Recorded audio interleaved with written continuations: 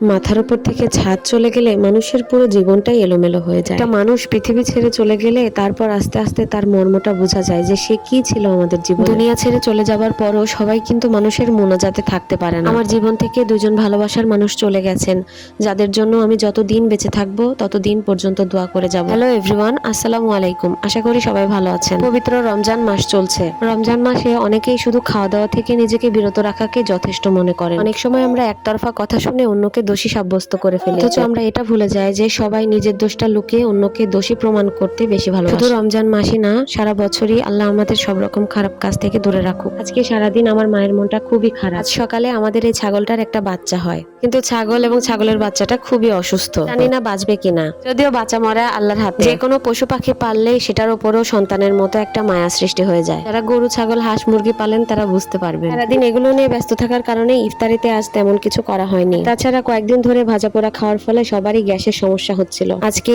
বেশি করে পেঁয়াজ, কাঁচামরিচ, আলু এবং করলা দিয়ে ছোট মাছের চচ্চড়ি করা হয়েছিল। নদীর তীরবর্তী এলাকায় আমাদের বাড়ি হওয়ার কারণে নদীর ছোট মাছ এখানে সহজলভ্য, যদিও দাম অনেক বেশি পড়ে যায়। সেহরিতে অনেকেই দুধ খেতে পারে না, কিন্তু পুরো রমজান মাস আমার আব্বুর দুধ ভাত না হলে চলে না। আজকের এই হাতে মাখা চচ্চড়িটা খেতে অসাধারণ ছিল। নদীর ছোট মাছ যারা খেয়েছেন তারা বুঝতে পারবেন এটার আসল মজা কেমন। আর এর সাথে ছিল টমেটো দিয়ে ঘন ডাল, মিষ্টি কুমড়া ভর্তা, আর তার সাথে ছিল করলা আর আলু ভাজি। সারাদিন রোজা রাখার পর আপনি যখন গরম গরম এক প্লেট ভাত এবং তার সাথে মিষ্টি কুমড়ার ভর্তা, করলা ভাজি এবং তার সাথে এই নদীর মাছ চচ্চড়ি এবং এক টুকরো লেবু নিয়ে খেতে বসে যাবেন, তখন মনে হবে যেন বেহেশতি খানা খাচ্ছি। এবং সবশেষে খেলাম লেবু চিপে নিয়ে ঘন ডাল দিয়ে ভাত। আজকের ভিডিওটি এই পর্যন্তই। সবাই ভালো থাকেন, সুস্থ থাকেন, আর আমাদের জন্য অবশ্যই দোয়া করবেন।